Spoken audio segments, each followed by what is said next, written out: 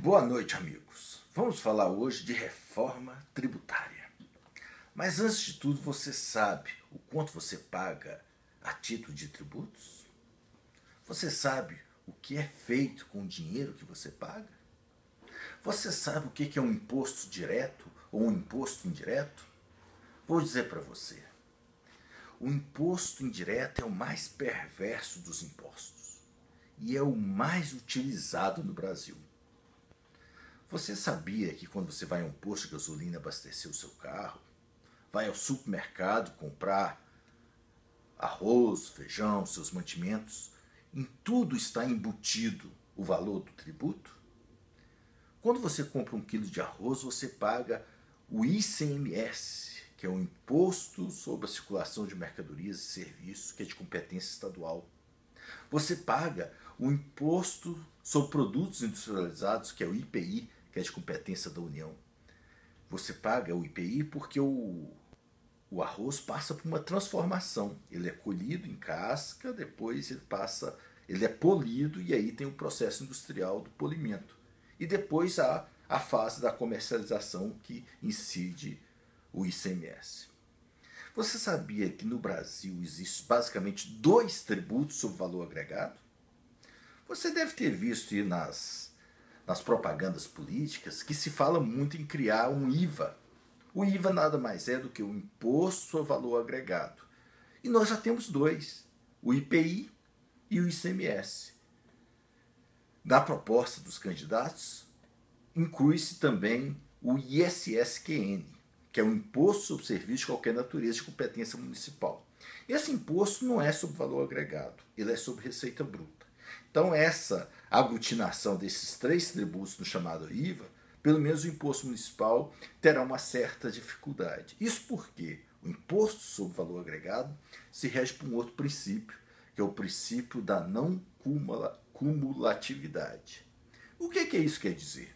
Que em cada operação se abate o imposto pago na operação anterior. Isso é que se convencionou chamar princípio da não cumulatividade. Explico-lhe. Quando o atacadista vende o arroz, o feijão para o supermercado, ele paga ICMS. Vamos falar antes disso. Quando uma usina que faz o polimento do arroz, a descasca, vende para o atacadista ele paga o IPI, o Imposto de Competência da União, e paga o ICMS.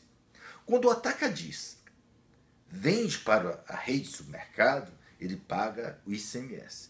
E quando a rede de supermercado vende para você, ele também paga o ICMS. Mas ao pagar o ICMS, ele deduz, ele subtrai o valor já pago nas operações anteriores. Na verdade, você, consumidor final, paga todos os tributos. Porque você paga o que está embutido no preço. E já está embutido no preço todos os tributos incidentes nas operações anteriores. Esse é o princípio da não cumulatividade. E, como disse, retomando aquele raciocínio de ser imposto indireto, é importante dizer para você que o imposto indireto é aquele que você não vê. É aquele imposto que está no preço da mercadoria. É aquele imposto que não distingue o contribuinte pela renda, pela cor, pelo sexo. Então você vai dizendo, ele não discrimina ninguém, é bom. Não, ele é perverso, porque ele não leva em consideração a capacidade econômica de cada um. Então, quando um cara milionário entra no supermercado e compra 1 quilo de arroz, ele paga a mesma quantidade de tributo que uma pessoa miserável entra naquele mesmo supermercado e compra aquele mesmo quilo de tributo. Ou seja, o tributo para aquela pessoa que ganha pouco, ela é muito maior na sua capacidade contributiva do que o mesmo tributo paga pelo milionário. Por isso que ele é perverso. Ele incide muito sobre as classes menos abastadas da população. Dessa forma, deve-se buscar sempre tributar de forma direta. Quando se tributa de forma direta? O IPVA é um tributo direto, ele incide sobre a propriedade do carro. Se você não tem carro, você não paga IPVA. É um tributo direto. O IPTU é outro tributo direto. Você paga se você tem a propriedade ou a posse ou domínio útil de um bem imóvel. Outro tributo direto também é o imposto sobre herança. Quando alguém deixa uma herança, na transmissão da herança para os seus sucessores, há um tributo direto chamado IT. O ITBI, que é bens imóveis intervivos, e o ITCD, que é o Imposto de Distribuição Causa Mortes. Se previu na Constituição de 1988 que teríamos um imposto chamado Imposto sobre Grandes Fortunas. Apesar do Constituinte originário de 88 ter colocado isso na Carta Política, jamais foi instituído esse tributo no Brasil. E o que acabou, anos depois, 20 anos depois, sendo revogada a própria Constituição. Porque esse seria um imposto direto, que se incidiria sobre o patrimônio de pessoas que têm grande renda, têm um grande patrimônio. E por isso jamais foi instituído. Cobra-se sobre o consumo. Então, os tributos indiretos incidem basicamente sobre o consumo. Tudo que você consome. E a perversidade do tributo indireto é aquele.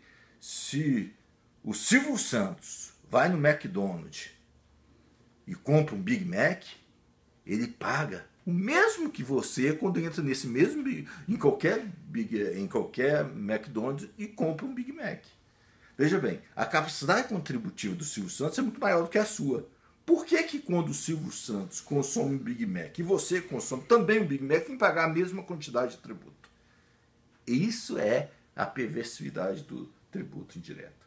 Mas o Brasil é da nossa cultura sempre cobrar impostos indiretos, porque ele é fácil de ser cobrado, ele é fácil de não mostrar para o povo o valor que ele está pagando. Você nem sabe quando você paga sobre o açúcar, sobre o arroz, o feijão, a farinha, a carne, né? Os derivados do leite, o leite, os recursos, os produtos da cesta básica. Todos eles exigem tributos. Quando se procurou isentar algumas formas, mas nunca se chegou à isenção total da cesta básica. De forma que esse país prefere os tributos perversos, os tributos indiretos. E quando o candidato fala que vai criar o IVA, é a mesma coisa, vai simplesmente mudar o nome. Ele vai colocar sobre o valor agregado o ICMS, o IPI e o ISS. Nada de novo. Seja o nome que queiram dar, a tributação vai ser sempre indireta e quanto menos você ganhar, mais você paga. Vamos discutir ainda sobre a reforma tributária nos próximos. Por enquanto eu apresentei apenas a situação problema, mas vamos discutir soluções para isso, já nos próximos vídeos. Muito obrigado.